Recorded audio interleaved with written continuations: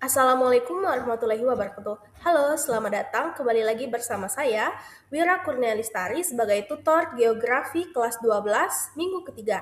Kita akan membahas tentang analisis dampak dan solusi keberlanjutan wilayah. Sebelum itu, marilah teman-teman untuk berdoa dan menyiapkan alat tulis masing-masing ya, untuk mencatat hal-hal penting dalam video pembelajaran ini. Baiklah teman-teman, tujuan kita mempelajari keberlanjutan wilayah ini adalah untuk mengetahui bagaimana teori dengan realitas wilayah pesisir laut. Langsung saja, ada 3 pilar keberlanjutan wilayah. Yang pertama ekonomi, yaitu kelangsungan pendapatan nelayan, pedagang ikan, dan sektor pariwisata daerah. Yang kedua ada sosial, yaitu kesehatan masyarakat pesisir, akses air bersih, dan keharmonisan warga.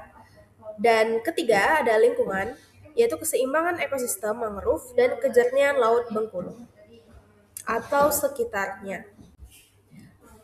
2. Proyeksi penurunan ekonomi akibat polusi.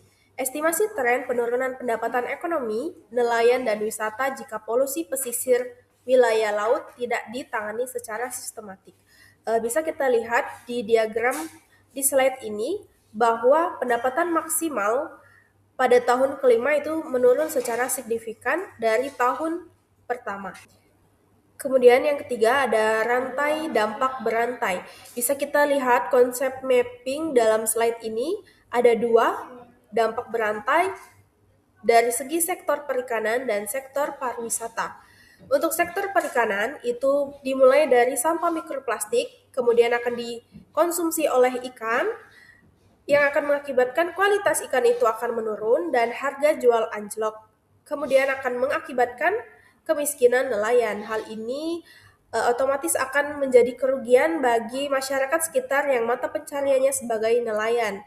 Yang kedua, itu ada sektor pariwisata, bermulai dari pantai kotor yang tidak dibersihkan, kemudian akan mengakibatkan pantai tidak ada pengunjung, wisatawan akan berkurang, kemudian usaha kuliner sepi, dan mengakibatkan penghasilan asli daerah, PAD daerah akan turun, kemudian akan menghambat pembangunan infrastruktur.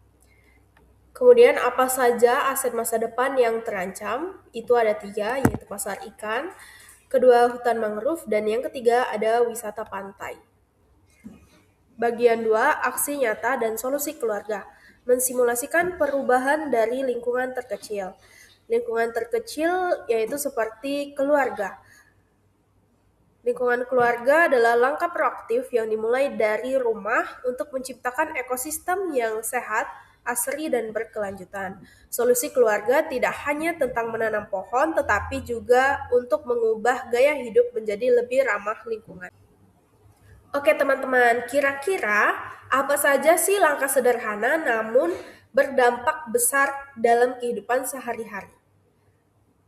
Bukan hanya membersihkan pantai setiap hari, tetapi mengurangi limbah di TPA dengan memisahkan sampah menjadi kategori organik dan anorganik di rumah menjadi salah satu langkah sederhana yang dapat kita lakukan di dalam rumah.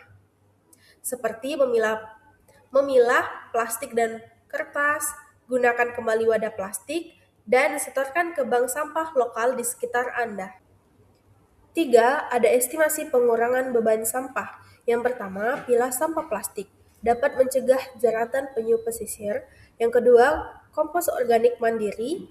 Dapat mengurangi gas metana di TPA, tempat pembuangan akhir. Dan yang ketiga, tanpa kantong plastik, saluran air akan lancar pasca hujan.